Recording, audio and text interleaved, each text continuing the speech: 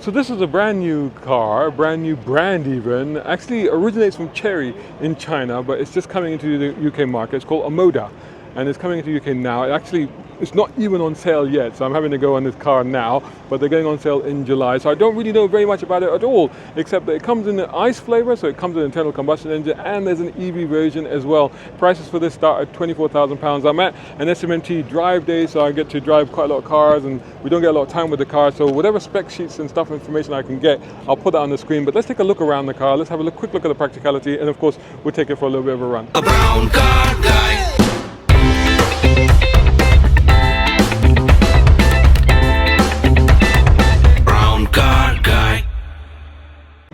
So this is the Omoda 5. This is the Petrol version.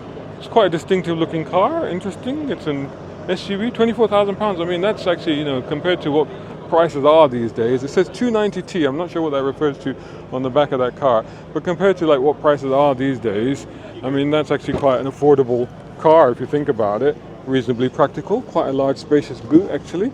A little bit of underfloor space as well, you can see there. Split folding rear seats in the back, and overall just a decent looking car. In fact, I don't think that's got power folding, so I might have to just slam that again. There you go. That's what it is.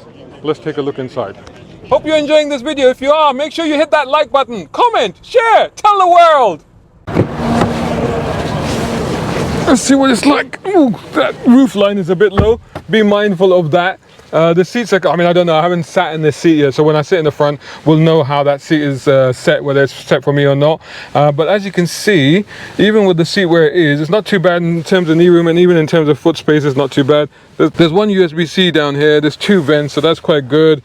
Isofix child seat, anchor points, and an armrest with cup holders, and doesn't look too bad from back here. Right, let's see what the front of the car is like.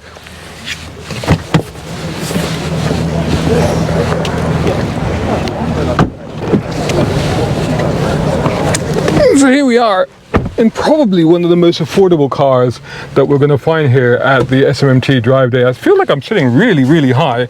Does it go down? Oh, it's powered, and it does go down, so that's quite good.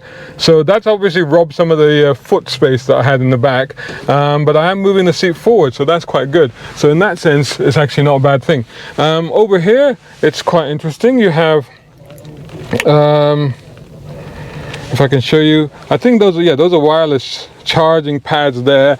Glove box pretty deep there, nice bit of design. This is all touch down here. There's a big screen, there's a gear lever there. So let's turn it on. There's a start button here. Let's see how that looks. Wow, that all lights up. So that's all come to life. Look at this, we're in space here. We've got planets and Jupiter and whatnot, so that's all going on over there. We've got a cubby box there, cup holders, gear lever, nice bit of space here as well. That's all pretty straightforward, and that's quite good. Right, let's take it for a drive, see what it feels like. So can I adjust this? Yes, I can. I don't know what that is there. There's a little, I don't know if that's a display or something. I mean, this car is very, very unknown in this market. Like, they do the electric version as well. And I think that in terms of, obviously everybody's pushing EVs, but I think that for a lot of people, what they'll be interested in is buying cars that are affordable, but something that they can still recognize and understand. So such as this is being a petrol car. Unfortunately, I'll put all the specs and stuff on the screen. I don't have the information right now in terms of what it's got under the bonnet. So we're just going to drive it and see what it feels like on the go. There's a very limited rear visibility, so watch out for that because the window there at the back is very small, and then you've got the headrests that are really kind of obstructing what view is left there, so that I can see very little out the back actually of this car.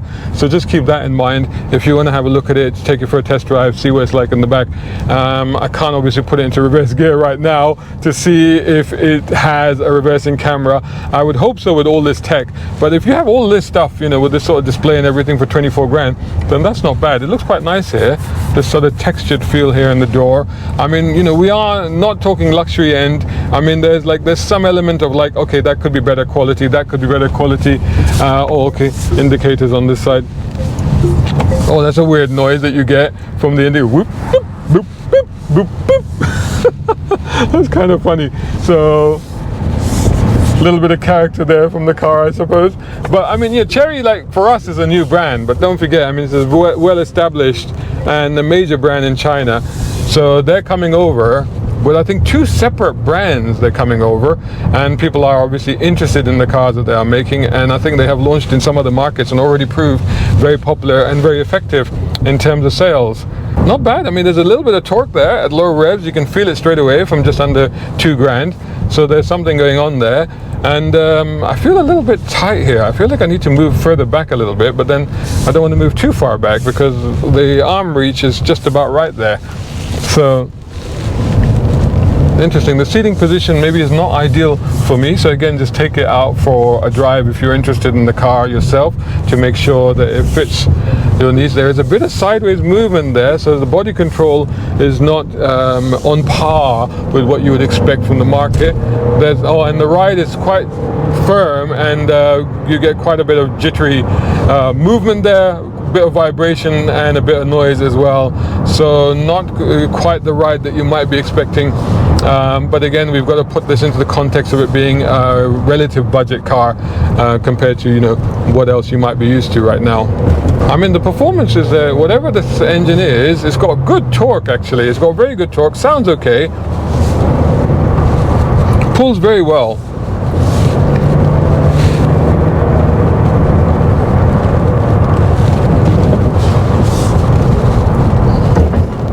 You do get a bit of bump thump. You do. So the ride and stuff is maybe not as great as we have come to expect these days. But how's the braking? Brake needs a little bit of a shove. And the turn, you've got quite a bit of wheel lock that you have to put into this. There is a little bit of understeer, even at that speed that you can detect. But again, this is not meant to be a sports car. This is not a sports car. Keep that in mind. This is clearly a family car, so it's not really meant to do what I'm doing with it right now. But this is just an idea to see what it actually feels like on the go. Steering is very light and perhaps a bit too light for my liking. But again, for what it's meant to be, it's about right. The ride is really not good on this car. I mean, I've got to be brutally honest. I mean, I'm not impressed with the ride at all. In this day and age, that's this ride's worse than my 80s BMW. So, which actually has a very good ride. Let's be honest, But turning is good. Understeer is reasonably well contained. You can chuck the car around. Performance is actually very good on the car. So the engine really pulls well, and that's very impressive. And again, like, the handling isn't too bad. I mean, it's fairly responsive, and the grip is kind of-ish there. So, so you can get it to do what you want it to do. So it's not too much of an issue.